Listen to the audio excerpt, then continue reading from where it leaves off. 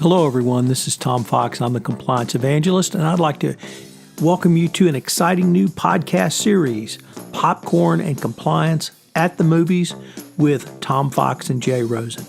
In this podcast series, Jay and I are going to take a look at movies, both classic and contemporary movies for compliance lessons, business lessons, leadership lessons, and life lessons.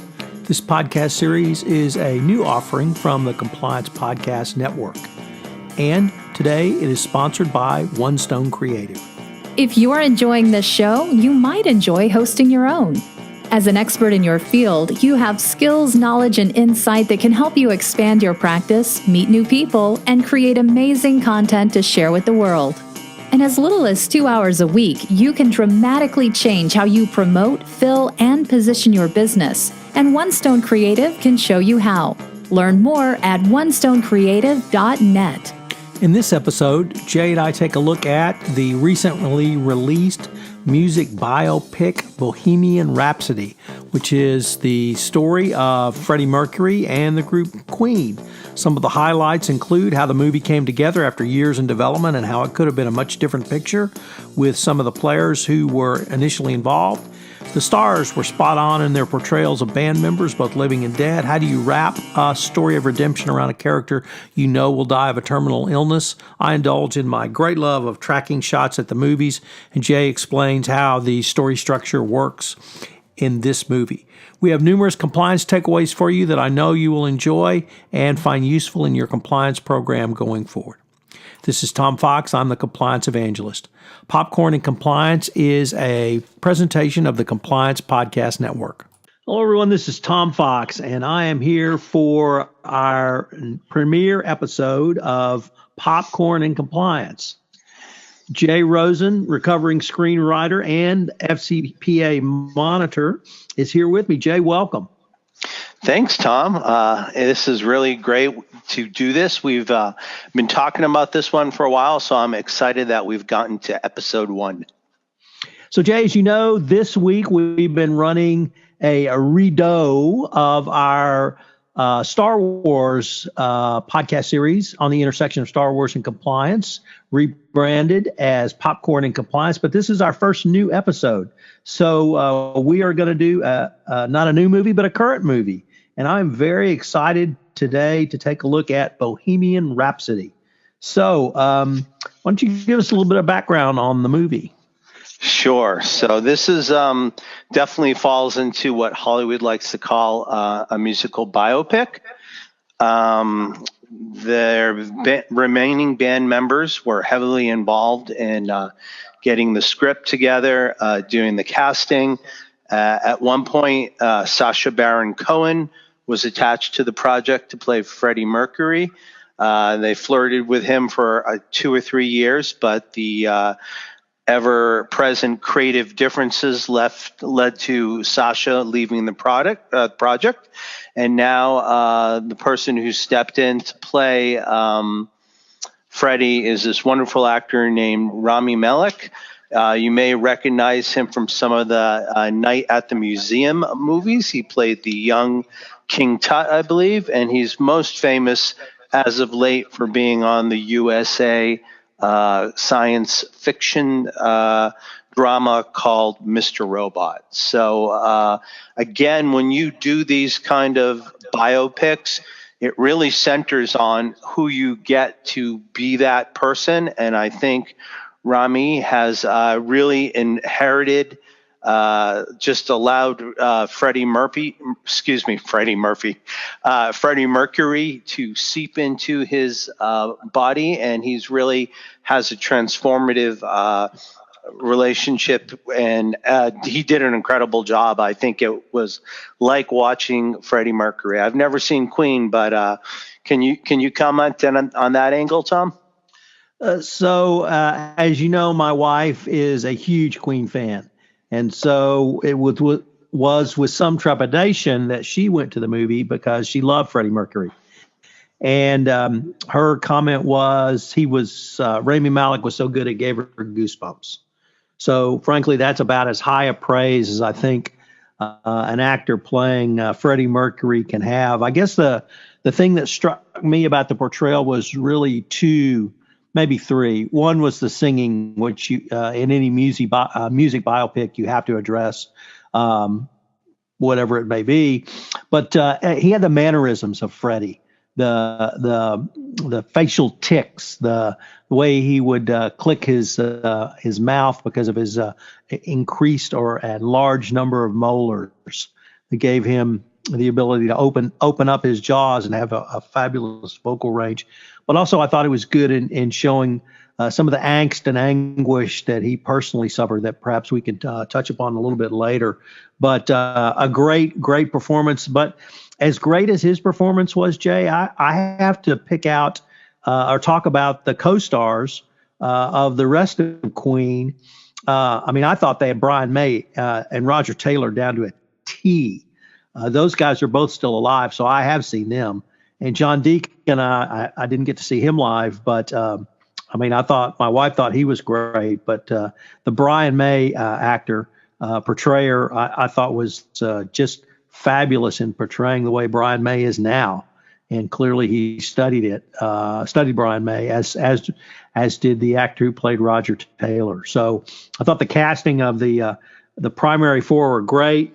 The rest of the cast, well-known English character actors, if that's still a phrase, I thought were all excellent in their roles as well. What do you think about the cameo of Mike Myers as the record exec? Actually, my wife had to tell me that was Mike Myers. I didn't even recognize him. The portrayal was great. I thought, it was very stereotypical, I think, of what everyone would think of a record executive. Very demanding, very focused on the bottom line, not particularly concerned with the artistic portion of it. Yet he's the guy that brings their music to people like you and me. So certainly a necessary part of the business. But from a caricature or a stereotype, I thought it was a great portrayal. And it's good to see Mike Myers really in anything. Yeah, and basically from an Easter egg perspective, the wink there is that Queen basically took on new significance when the movie Wayne's World came out, and there was a lot of people who didn't know who Queen was. They weren't kind of seasoned like you and I. So that Wayne's World production, and when they're all driving around in, I think, the Pacer, and they're rocking out to Bohemian Rhapsody, that really established a whole new fan base for Queen. And I think it was a nice tip of the cap to have Mike Myers play the record executive. Great inside point, Jay. So now, should we talk a little bit about the structure of the movie? And sure. We'll try not to give away too much because we still hope that there are fans out there who are going to want to check it out. Is it too late for a spoiler alert? We're going to talk about the end of Queen? Or the end of Bohemian Rhapsody? Well, there is no end of Queen, right? You saw them in Right. Vegas as of late. So I don't think we'll spoil too much. Okay, and Queen tour tickets go on sale tomorrow, people. So you may be listening to this after they've gone on sale, but hop on them. So I'll start it off a little bit. We are in a small club, kind of like the Beatles started out in the Cavern Club. And there are this foursome who are rocking and rolling and trying to get something to happen. And what happens is their lead singer abandons them to go for another group. And at that point, it presents an opportunity for Freddie Mercury to step in and basically audition and see if he can join the group, which will eventually become Queen. After that part, we do, like in most movies, there is a time of training, a time of the band getting to know each other, and Freddie opening up. And he was, I guess, a bit more reserved at the beginning of meeting his lads. And as they go forward, they start to gain following in the pub scene, and we start to see Freddie growing more assured, helping the band write songs and helping them take the next move, which would be trying to get a recording deal. Jay, the other thing that kind of weaves through this is the personal life of Freddie, the personal life, including his home life. I had not fully appreciated. I knew he was from Madagascar. What I had not appreciated was he was a Farsi from India, and his family had immigrated to Madagascar, and then they had come to London. So sort of a family background of that type of ethnic group. Also, his relationship with Mary was not. When I saw that, when he proposed in the movie, sorry, spoiler alert again, I leaned over to my wife and I said, "Did you know he was married?" And she looked at me and said, "Of course." So a lot of interesting parts about his personal life woven in with his story that I thought really worked from the not only this movie goer perspective, but from the screenwriter perspective as well. Indeed. So also structurally, what's interesting with the movie and what happens sometimes in, I guess, not necessarily a biopic per se, but the creative license can be taken with the timing. And the way the movie starts off, besides the linear portion of him joining the band and taking over and helping to lead them in their conquests, is that the movie starts off, is it the day of Live Aid or maybe a couple days before? And the morning of. Morning of, I think that was July the 13th, 1985. And at this point in the band's trajectory, basically Freddie has been off on his own. He's been kind of estranged from the band. And as we learn later on, they've been trying to get to Freddie to see if he would like to be part of Live Aid, because it was one of the largest philanthropic efforts at its time. And this is going to be a point where Freddie gets back together with his mates, and they're all worried about how they're going to do and whether or not they're going to be relevant and how they're going to be accepted by the global audience. And at the time, I think it was like over 1 billion people were going to be watching Queen and watching Live Aid. So that's another thread that's woven in and out of the story. So Jay, the framing of the story between the when he walks on the stage for Live Aid and then the Live Aid performance, from your perspective, does that violate any timeline or really any continuity? Because I felt it really framed kind of where we were going with that story, and that indicated to me or communicated to me that we were going to tell a story basically from 1972, 73 up to 1985.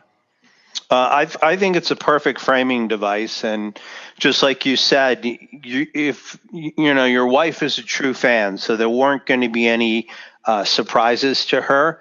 There were certain notes that needed to be played, so this is a note that needed to be played. And I think, from a creative perspective, using Live Aid as that framing device lets us know as an audience that we're going to get back to that early morning where the movie starts out. So I think it's a great starting point, and then we end up back in there when the band comes through. So I think it's a great device, and sometimes you don't need to show every part of reality. You don't have to show a string breaking on a guitar and having to get it restrung. So it's a great device from my perspective on how to suck the audience in and to get them bought into the story.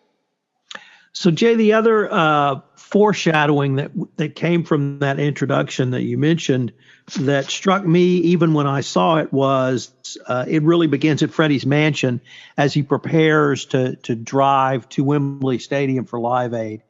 And the thing that struck me when I saw that opening was how lonely he was.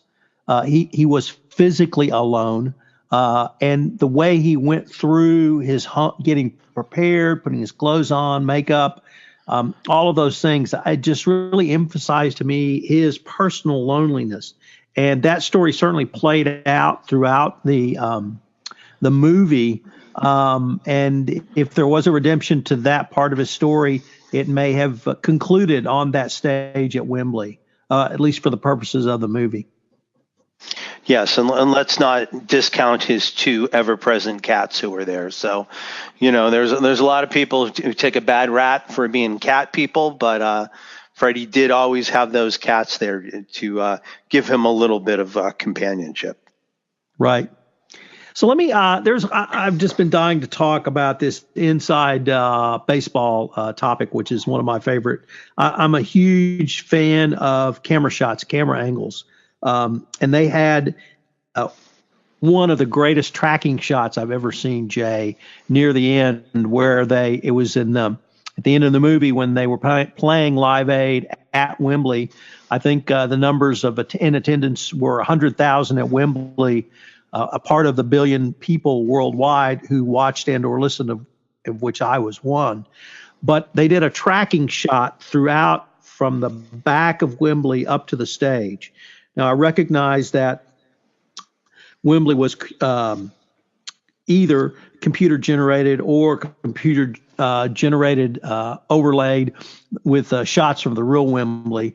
Nevertheless, it was a great tracking shot to get the sense and scale of the size of the crowd.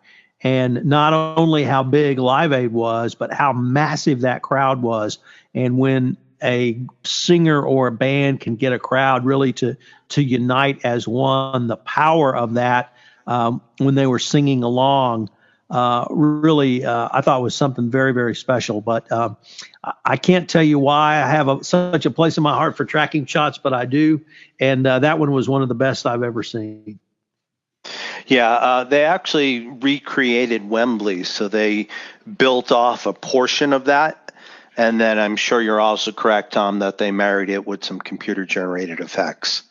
But that does give you the size and the scope, and just, again, it reaffirms the vitality of the band when they were able to get back together. And it wasn't like, they just left off a couple days ago. They within the film, they worked really hard over a period of a couple weeks to get themselves ready and to, be able to play that gig and be part of Live Aid.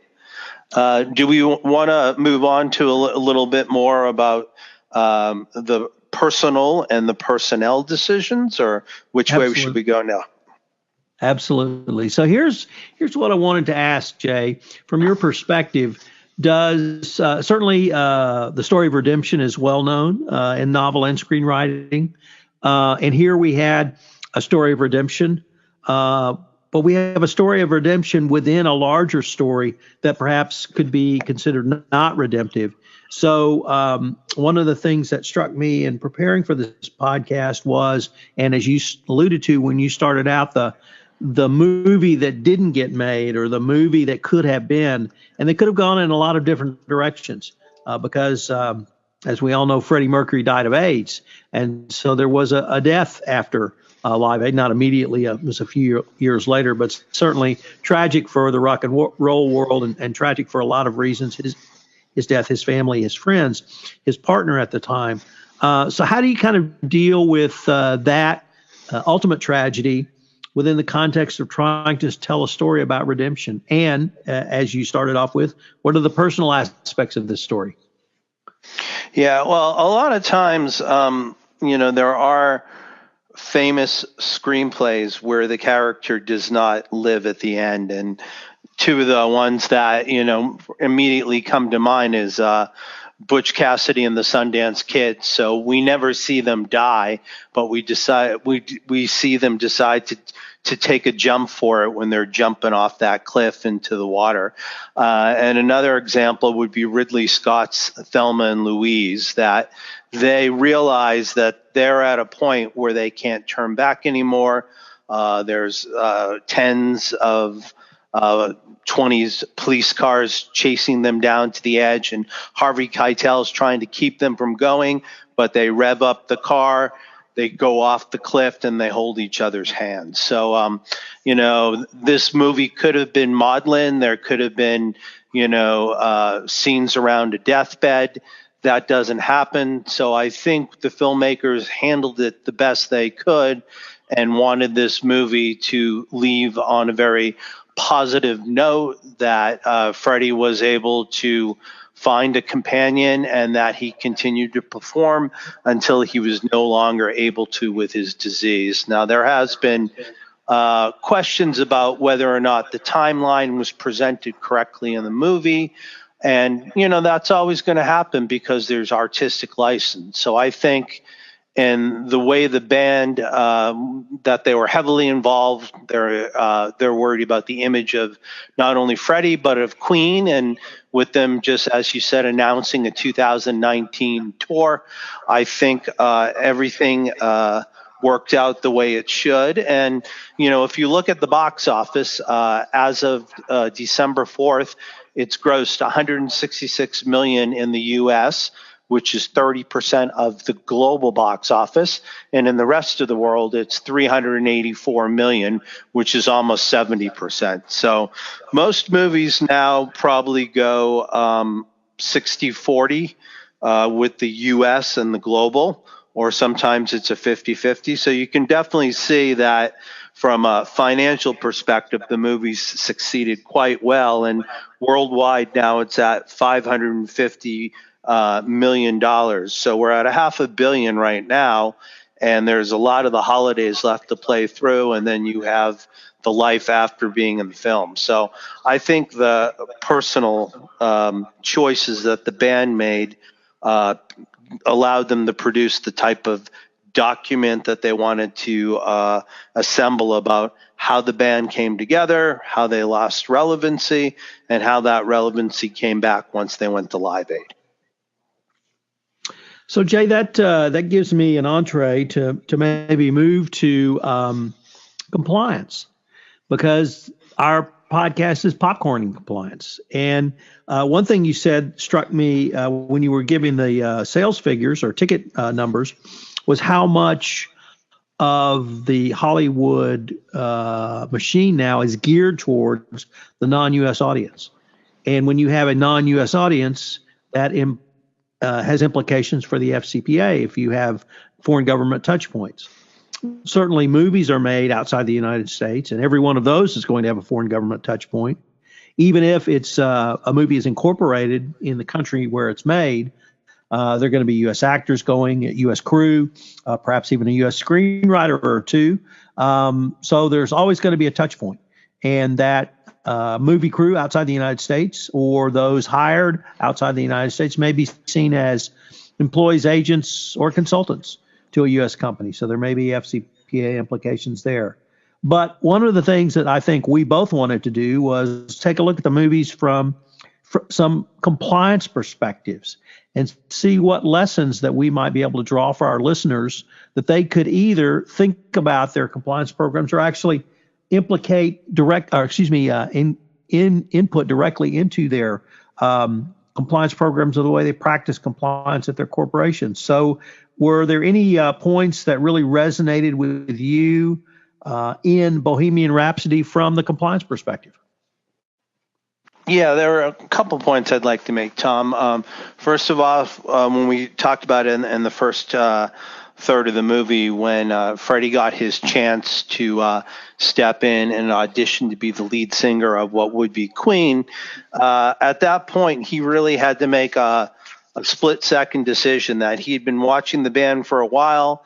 He had learned all their lead songs, and when inspiration met opportunity and he had a chance to audition for the band, he was ready to go for it and just, took it on. And I think that the lesson I would pull away from that, from the compliance practitioner, is just like Freddie, you need to be ready for any type of event that might come your way. And when it does, there is no time to hesitate.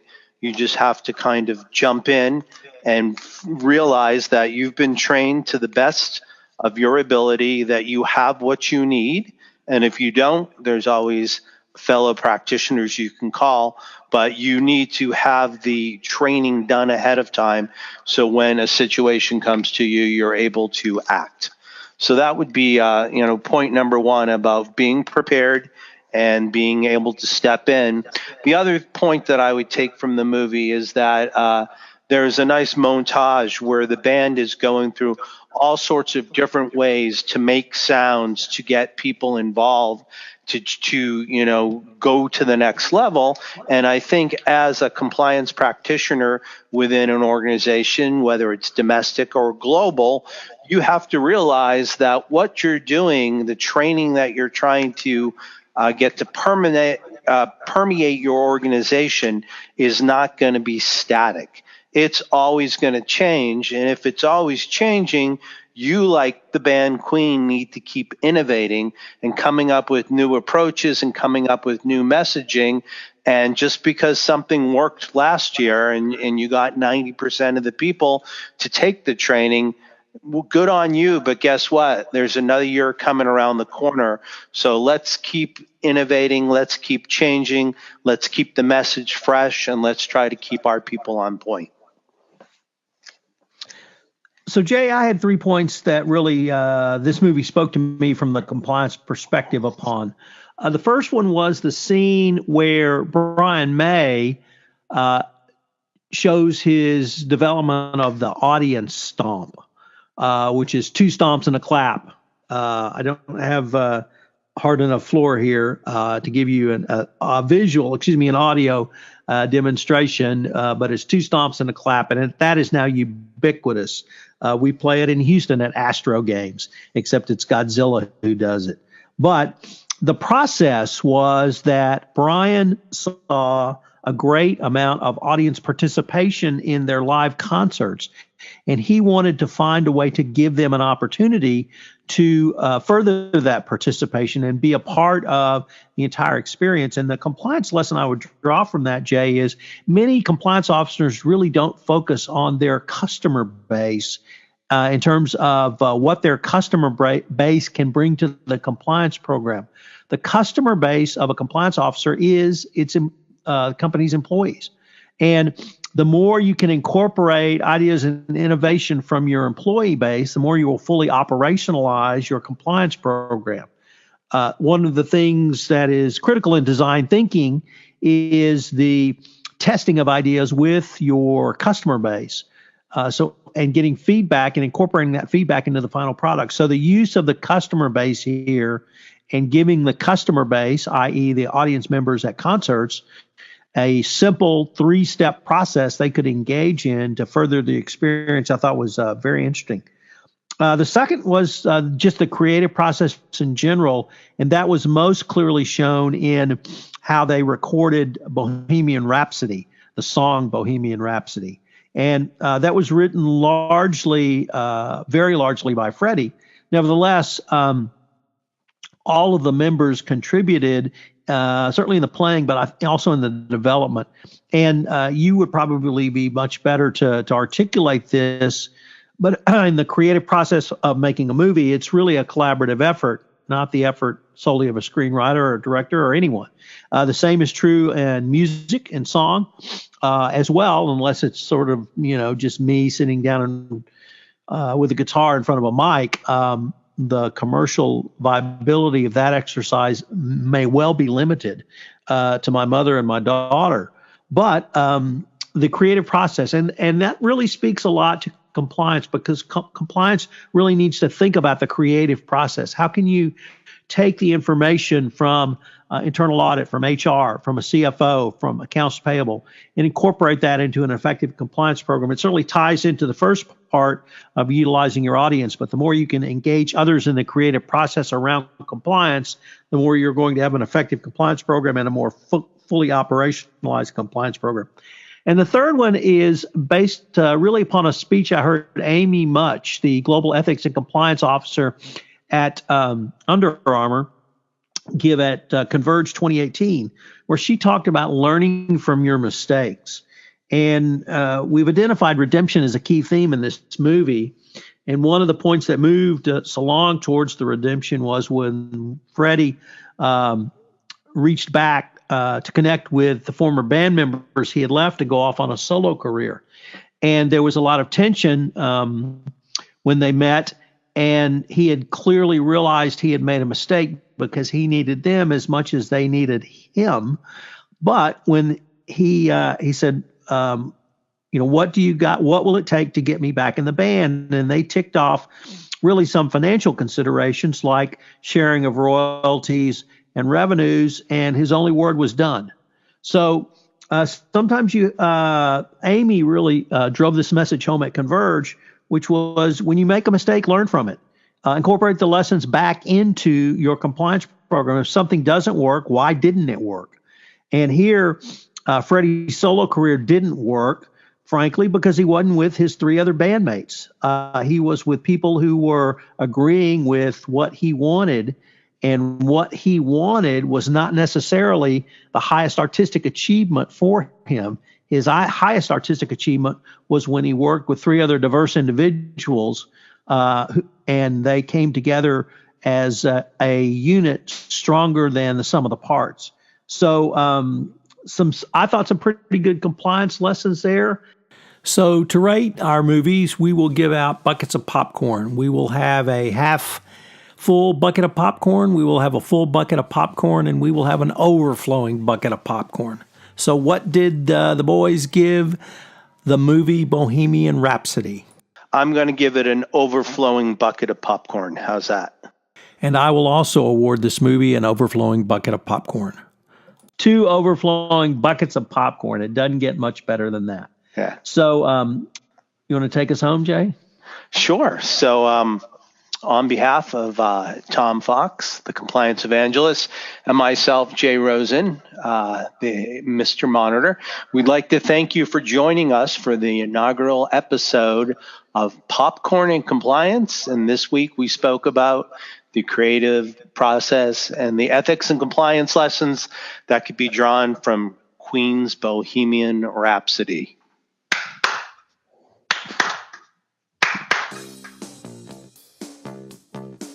Yes, that's a wrap. This is Tom Fox again. I hope you have enjoyed our initial and first new podcast in this great new podcast series, Popcorn and Compliance. Jay and I had a ton of fun preparing for it. Obviously, we both got to see the movie, so we're going to be able to watch some movies we love, some of the new movies, and hopefully impart some compliance lessons learned to you in a manner that you will find useful and continue our journey of storytelling and compliance. This is Tom Fox. I'm the Compliance Evangelist. Thank you for listening to this episode of Popcorn and Compliance, and join us in a couple of weeks where we take a look at the Christmas season movie Elf and mine it for compliance lessons. Popcorn and Compliance is a presentation of the Compliance Podcast Network.